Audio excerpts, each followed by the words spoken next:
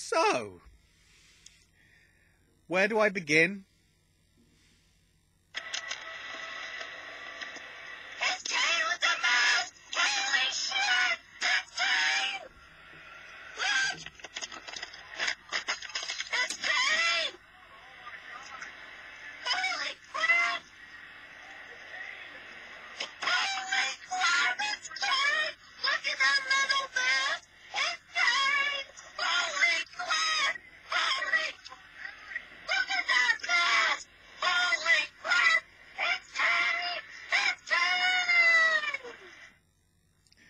Full props to Damn Dude Industries for leaving that video up after 5 years, because I believe he is embarrassed by it, but to be honest, that sort of summed up my internal reactions. You know, it's a shame that he wasn't that successful in his bid to try and become Republican mayor for Knox County. But it means that we've got him back for, I don't know, possibly one last run at his point of his career. It's sort of making me wonder. I have got some theories, which I'll get into, because obviously we're building the hype towards TLC with this Raw from Portland, Oregon. Pretty eventful and also non-eventful, weirdly. So Angle comes out, and he's hyping up TLC, and then Sierra, Hotel, India, Echo, Libra, Delta, Shield rings out. The old music plays. And Dean, Seth, and Roman make their way through the crowd, just like old times. Surround the ring, just like old times, gradually keep him. And Roman is still stuck in the old times, because Kurt's worried and says, if you want to talk, there you go, and gives him the mic. And Roman says, that's a smart thing. That you should do that, because there's two things. One, get out of our ring, or two, get destroyed. And Seth's just like, ha ha, calm down. You know, we thank you for the opportunity, Kurt. You know, we debuted 5 years ago in our first match in a TLC match, officially. And sure, we split up in the part, but now we're back in full force. And then Dean says, you know, there's no force in in all of wrestling that's like them. And, you know, he said how he wouldn't mind taking on 4 guys, 5 guys, 6 guys, whatever. And, you know, it might have been a bit of a mistake, because now Braun Strowman's in their match, and it's a handicap match, but he'd do it all again if he had the chance to. And you know what? Let's not save it till Sunday. How about we fight now? And Braun rings out, and Team Miz, if you want to call it that, show up. And Kurt says, stop.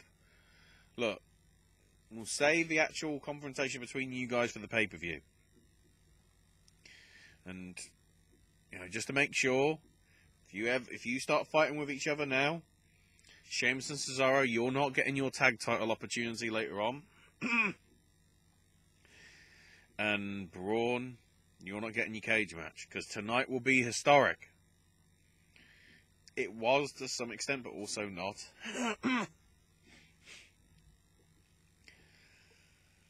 So then here comes Elias. But he's not alone, because the Good Brothers are sat with him. And, you know, he's found some Good Brothers, and he's about ready to do his song. And the Good Brothers are like, can we warm up our vocal cords before we start singing? And Luke's like, beep, beep, beep, beep, beep, beep. Nerd, nerd, nerd, nerd, nerd, nerd, nerds. And then Carl's like, you know, play that song that, you know, that I use to normally practice my voice. And then he does simple chords, and bloody Carl Anderson sings Honky Tonk Man's theme. And then, of course, he's the Honky Tonk Man bit was done by Luke. And it was like, God. So then it's like the song, they basically boom, boom, boom, boom. It's Kurt Angle's theme, but it's Jason is a nerd, Jason is a nerd, Jason. And then Jordan's music actually hits, and this is how we get the sixth man with Elias and the Good Brothers versus Jordan and Titus Worldwide of Titus and Apollo Crews. Not too bad a match. The key thing is Elias didn't lose, but sort of did, because it was Apollo getting the win for his team, the Faces, doing his powerbomb finish on Anderson. So the Faces win this time. Elias doesn't hit Drift away. Or he might have done, but it certainly wasn't the finish.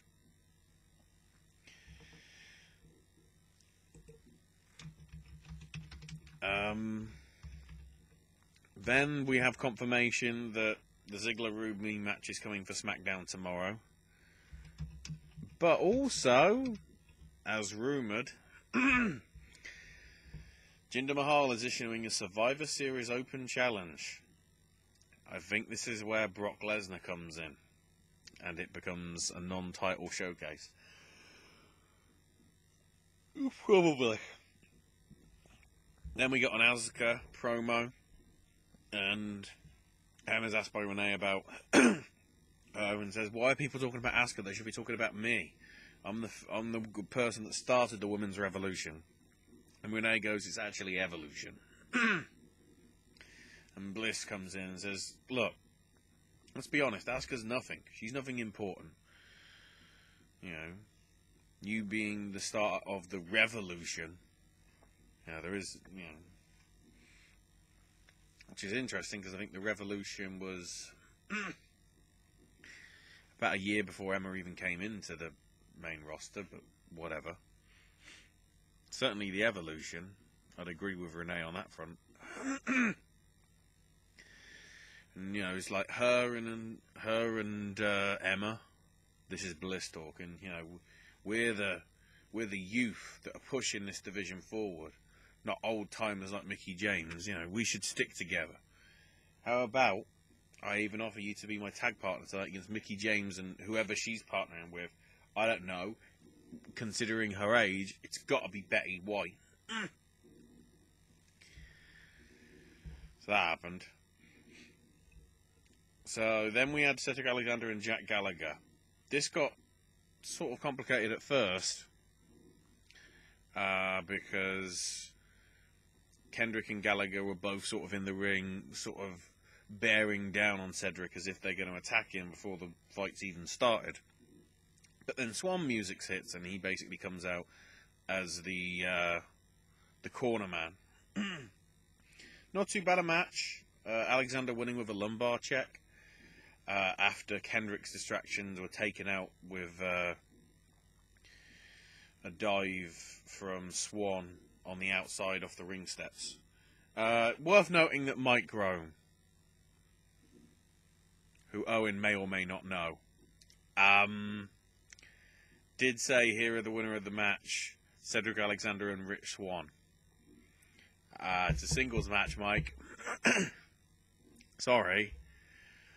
I know that was probably the only mess up that you made in terms of announcing. Or perhaps you just spoiled us what's to come at TLC. Let's hope so. Just to be really awkward. So then we have Miz TV, who's accompanied by Curtis Axel and The Bar. And, Kurt, clearly the reason Kurt stopped him is because he was afraid that the Shield would get destroyed by our guys. But in all fact, that wasn't the plan anyway. The plan is to let The Bar get their tag titles back, and Cesaro and Sheamus cut heel promos on the Shield, saying that we don't just raise the bar, we are the bar, sort of thing. And you look stupid chants at Sheamus, and he's like, "Respect the Hawk," sort of thing. And Miz just brilliantly comes in saying, "You're saying that? Have you guys looked at yourselves in the mirror? You look pretty stupid too." It's like, yes. Miz is winning me over. He's supposed to be a heel, but given that we're sort of, nearly 6 months or so on, perhaps to even to some extent a year from the Talking Smack promo, I have to say, he shouldn't be in the second tier title picture. He should be pushing for the main belt.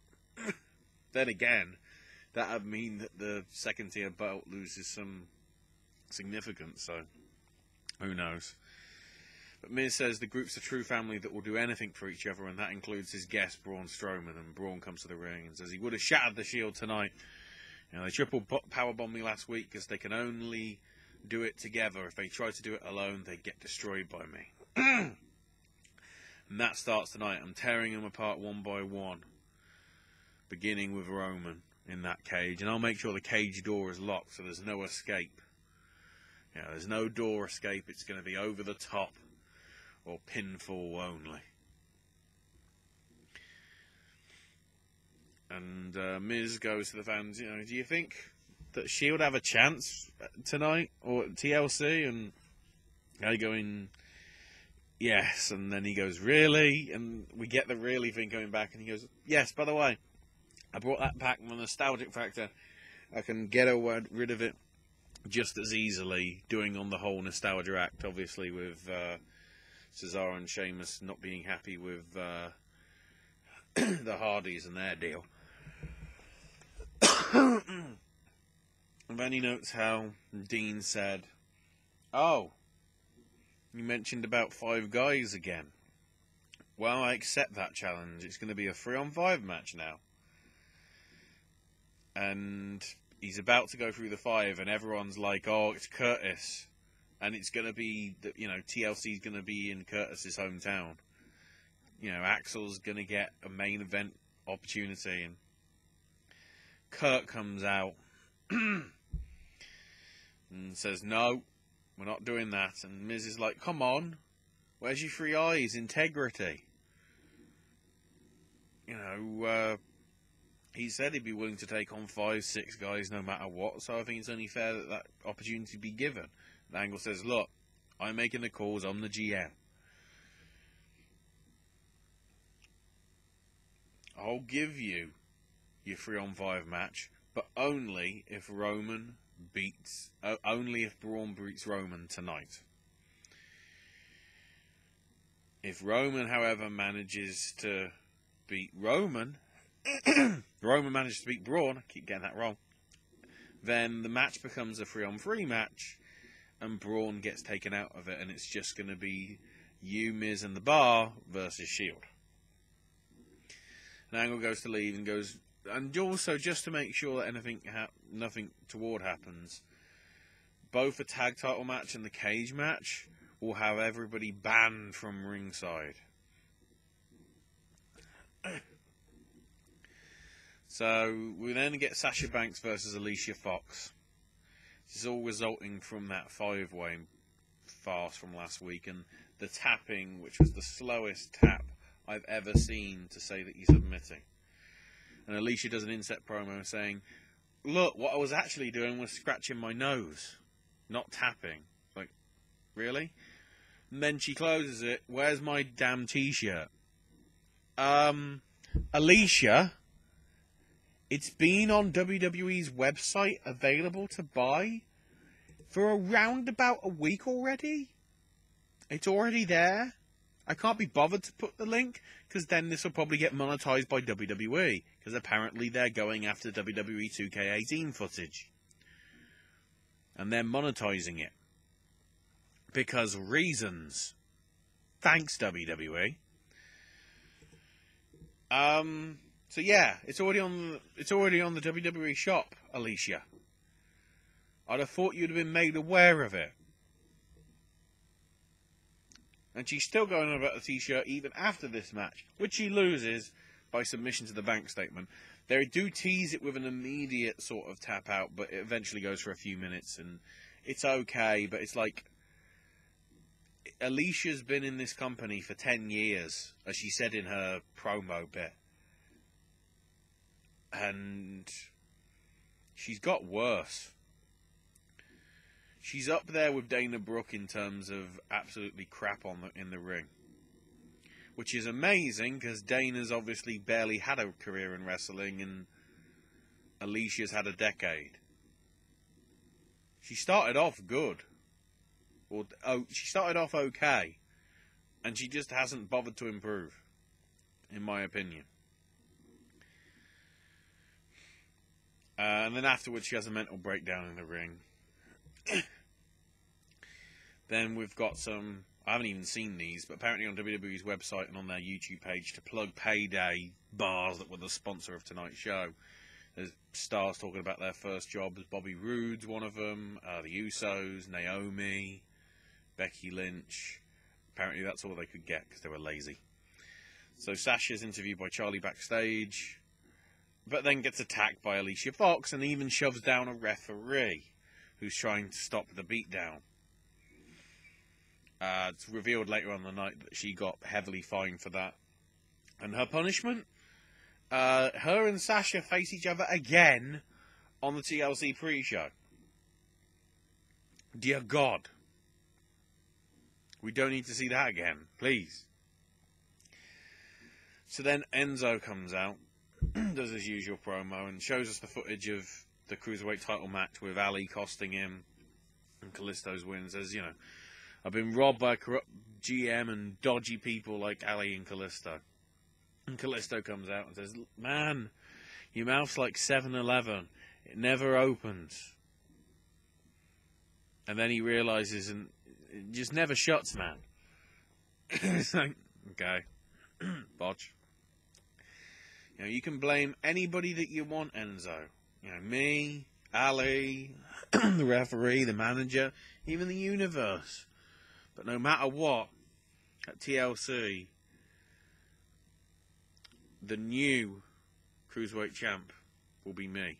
And I'm like, how will you be the new Cruiserweight champ when you're already the champ? And then Enzo just starts talking about, like, trains and the light at the end of the tunnel and on the tracks and the Zoe train. And then from behind, Araya Daivari, Noam Dar, Tony Nese and Drew Gulak beat the crap out of him.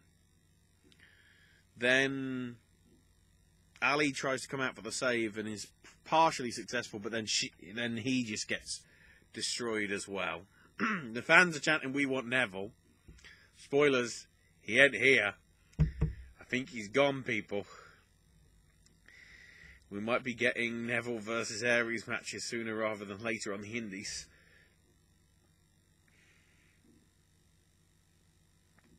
And Enzo says, oh, I've got a lot of money. Because he says in the bit, I've got money taller than you, Kalisto. Which isn't saying much that he's short. But basically, from what I can tell, he's managed to pay off these 4 heel guys with enough money that they're willing to turn a blind eye to the fact that they don't want him as being champion because he's bad for the brand.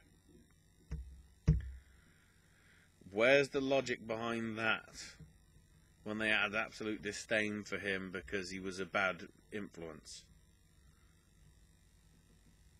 I understand why the heels would be angry at Kalisto,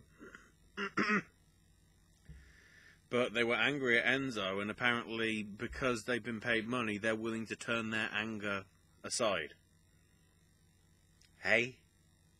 What? And then says, you probably can't answer right now, but how you doing? And it's like, well, apparently, not only are we getting this Cruiserweight title match between Enzo and Kalisto on the actual main show, we're also getting Alexander Swan versus Kendrick and Gallagher. That, to me, is the much more interesting match. And it's the secondary one that we're not supposed to give a shit about. There's some problems. So then we have the tag title match, which I was going to say it's Shield versus the Bar, but the fact of the matter is Dean comes out first to his music, and then Seth, burn it down, comes out to his music separately.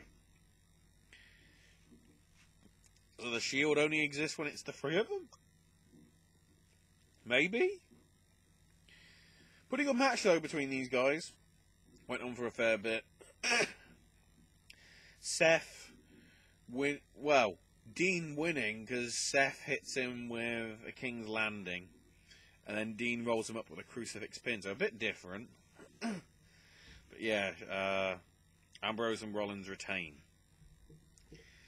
And then Axel's backstage motivating the Bar after their loss, saying, you know, I want my moment in my hometown at TLC. I want to be the fifth guy. And then Braun comes in and Axel's like, you're going to win tonight, aren't you? You know. I'm so desperate to be that fifth guy. Hell, I'd want to fight Roman and take him out right now. And Braun says, fine, do it. And Curtis is like, whoa, I'm in a suit, you know. Not ready for any of this. And Cesaro is just like, oh, does that mean you're scared? You're scared of him? He's like, ooh. And Sheamus is just like, look, whoever our fifth partner is, they shouldn't be afraid of anybody, even if it is Roman Reigns. And Curtis is like, yeah, I'll do it. And then they recap the Finn, Bray Wyatt, and Abigail stuff. Bray not even on this show tonight. The only bit is the bit from last week and him cross-dressing. I mean, he's not really cross-dressing because it's just a veil and makeup, but the fact that he's supposed to be Abigail, it's sort of like it's some sort of dress-up to make it appear that it's Sister Abigail. Maybe. The thing is, they've actually tweaked the voice. It doesn't sound as crap as it did last time. It really does distort. It goes sort of high-pitched and things, and it also goes low. And mixes around at various points. At certain points you can still hear Bray's voice on it, which really doesn't help. But the voices on that were much, much better than the weird, like, Pinky and Perky Alvin and the Chipmunks crap that we got live last week. So Finn comes out and says, look, I was dumbfounded by Bray and Abigail last week. I thought it was just another trick and another mind game. But then I remember back to an old Celtic legend.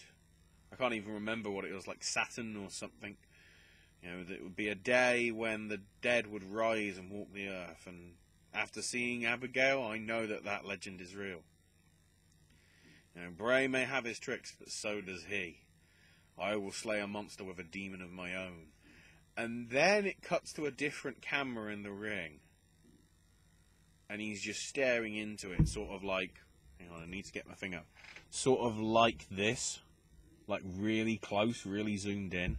Because they pre-recorded him as well in his demon makeup. Which I will say this time round, really impressive. Because it's not the usual Venom sort of demon makeup. It's sort of yellow and orange, sort of like fire, sort of like Halloween, like pumpkin sort of stuff. So I really like that look, and I really hope that's the stuff we get Sunday. And Finn was just brilliant with his promo. It just made Bray's promo, even now voice modulated into something that actually looks good, it made it just seem terrible. If this is all resulting in Finn winning, this is going to make Bray Wyatt look even more pitiful. And why hasn't he asked for his release? Because of the way he's been treated ever since he's been mismanaged since, I don't know, probably Undertaker to some extent. Even actually before that, though, some of the Wyatt family stuff was sort of like the wrong angle that they should have done.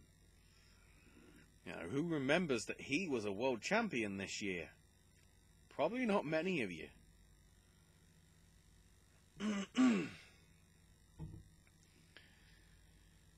So, then we get the women's tag match. Emma and Alexa Bliss with Mickey. And, yeah, it's Bayley. Literally, because Mike says it's Bayley. Because he's remembering what he did in NXT.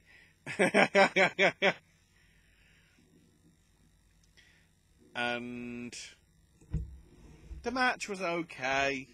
Mickey, although the fact that Mickey wins with a mitt kick on Alexa Bliss tells you Alexa is retaining. But before we get to the promo regarding that, we get Curtis Axel backstage and he manages to find Roman, except also there is Seth and Dean. And it pans back to Curtis and he's just like, ugh. You know, sort of like rolling up his jacket even though he isn't, and walks off camera, and we go to break, not knowing, not hearing anything as to what's happened. They also announced that tickets for Mania go on sale November 17th. I don't know if that was made public already, but they certainly made an announcement on the show. And then Miz is talking with Braun in the bar backstage, like getting them hyped and pep talking Braun for tonight. Now the five of us are ready. And goes, by the way, where's Axel? And Braun's just like, he went off to fight Roman. You know, he said he wanted to take him on, and I said do it. And Cesaro and Sheamus said, yeah. He went on to prove his worth. And Miz is just like, oh. I mean, he doesn't say it, but the facial expression sort of turns to worry, and it's like, excuse me a minute, guys, and walks out because he's going to look for him. So then Mickey and Bayley backstage, and Charlie gets some quick words with Mickey on Alicia's, on Alexa Bliss's age comments. And she said, look, Alexa's words did hurt her, but I'm proud of everything that I've accomplished. I've got a 3-year-old boy at home, Donovan. He's the light of my life. But I think that would be the new point in my career would be if I managed to take that Raw Women's title back home to him. That would make my career. So Miz is looking for Axel and finds him hanging upside down from a forklift, beaten up aplenty. Miz is looking for help and wanting to know who did it.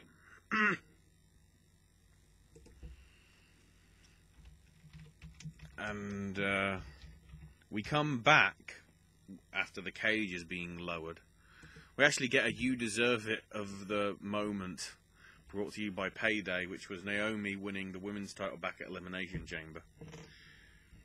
That's random. Also, they're embracing the You Deserve It thing, which can't now be done sarcastically, apparently.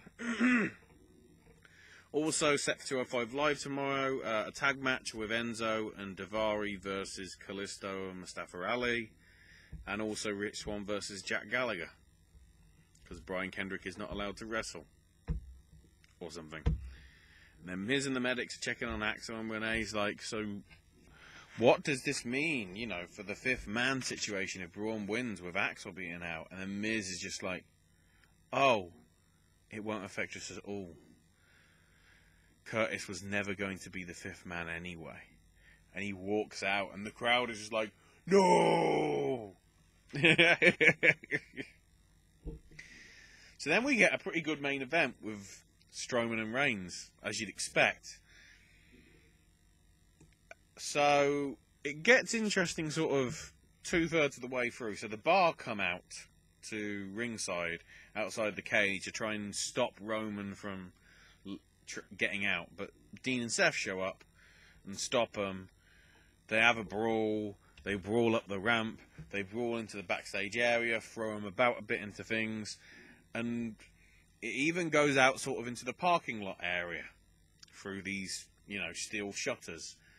Then all of a sudden, this finger comes in, basically, and presses the button, and the shutters start shutting. And Miz, who was actually on commentary for this one, because as he rightfully said, I'm not allowed to be at ringside, but I can allowed to be from the commentary desk, so I'm pretty sure that's okay. And he's just there smiling as it happens, because he knows, you know, okay, the bar isn't there, but that means Seth and Dean aren't there. Roman's all on his own. And, you know, that means even better odds for Braun. And Roman's hit. We get to the sort of where it looks like it's coming to the bit where Roman's about to win. You know, he's delivering Superman punches. And just as he's going for a spear, and I don't know whether this was the timing going wrong, because it was delivered during the entrance. The lights go red, and the music starts playing. And all of a sudden, from the corner of the ring, out from the canvas, comes Kane. And Roman's like, what the hell? And Kane's just staring at him. The crappy sort of red mask with like the wrinkles and everything. But I will say, and if this is the remix that's been done by CFO $, this is probably the best Kane theme that he's had since the Disturbed one. Of course, the issue with that is that's obviously somewhat a licensed track, but it's up there with his original one from the late 90s. It is really, really good. I can't be bothered to play it because then it will probably get copyright struck by WWE, because, as I previously mentioned. And he does the throat cut sign.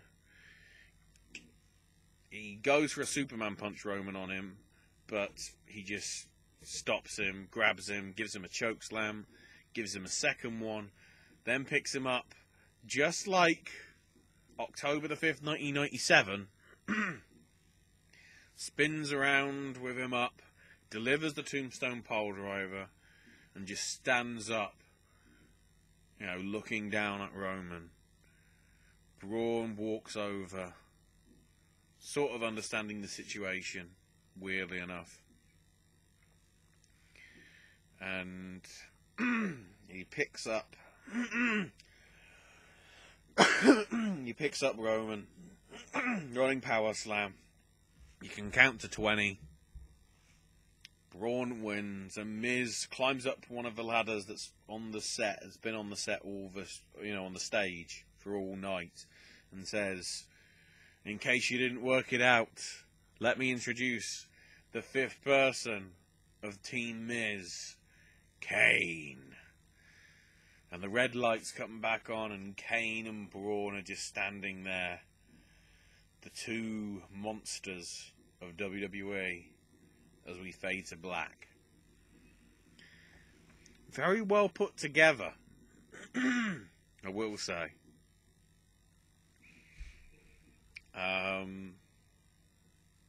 Which leaves it an interesting situation for TLC. Let's see if I can get the... So, the pre-show match that we know of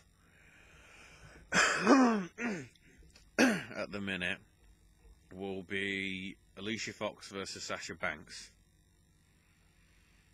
And then, as it stands, we only have 6 matches, of which there's only 2 title matches, and also there's 2 of each of those title matches to some extent. So we've got 2 women's matches and 2 cruiserweight matches. The women's matches being Alexa defending the title against Mickie James, and Asuka making her Raw debut taking on Emma. And then in the cruiserweights, we've got Kalisto defending the cruiserweight title against Enzo Amore, and then Kendrick and Gallagher versus Alexander and Swan. The other two matches are... What they're advertising is the Demon versus Sister Abigail, which may or may not be Finn Balor versus Bray Wyatt. Who knows? And then the main event, the Shield of Ambrose, Rollins, and Reigns versus Strowman, Miz, Cesaro, Sheamus, and Kane. Also, that is worth noting, that is the only match on the show that has a TLC stipulation. There is no tables match, there is no ladder match, there is no chairs match. That is it. Unless Kalisto and Enzo becomes some sort of table match or ladder match or chairs match on 205 Live tomorrow, we've only got one match which fits the actual stipulation. Which, if you look at the history of TLC shows, that ain't how it goes. At all. So, who knows? And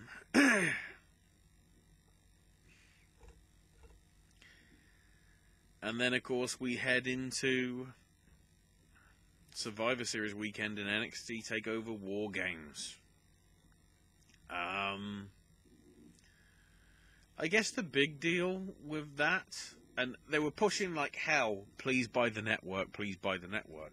The reason why is because, and they'll be probably doing it as well on SmackDown, because of the whole 30-day free trial.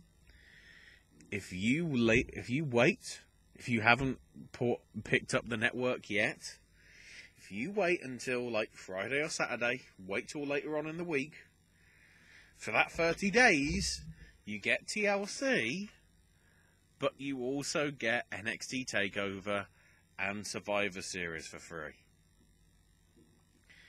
I'm not advising you to wait until later on in the week. I'm telling you. You might as well get 3 shows of mixed to good quality for the next 30 days rather than just one and then have to fork out money for NXT. I mean, you sort of should be paying money for NXT because of good quality that show is, but also Survivor Series, which could be good. Could being the key operative word. So there you go. I need to still catch up on the other TV with SmackDown and Lucha Underground and everything.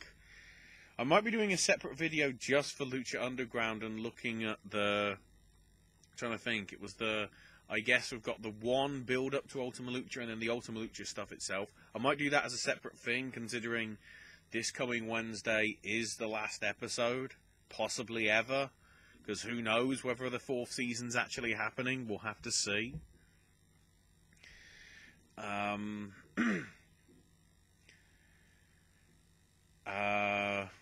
Impact.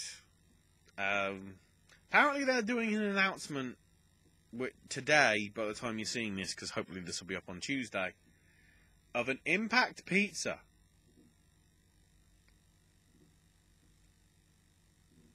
Yeah. Because reasons. Literally because reasons. All that stuff.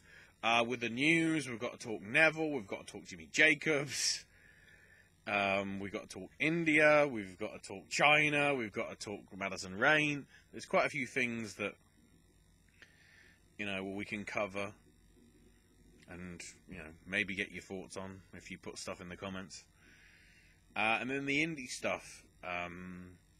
Big old busy weekend. Building into a, thankfully not so busy weekend, but it is going to get sort of crazy again by the time we get to the end of October and Halloween weekend into the first week in November and everything, so we can't take it easy too much here. Of course, we will be back to somewhat normal schedule as well within the next few weeks with Halloween Horror Nights coming to a close. I think it's in or around like first week in November, sort of around that time. So, yes, more content from me. There was a sip and snack from me from yesterday that you can catch up with. And that is all from me for this time. I guess that's all I've got to say about that. I keep doing that as if it's not the thing that I'm supposed to say, but considering Owen isn't on here very much at the minute now, I think somebody has to. So, yeah, what I just said 10 seconds ago. Or was it 15? These endings are getting still awkwarder.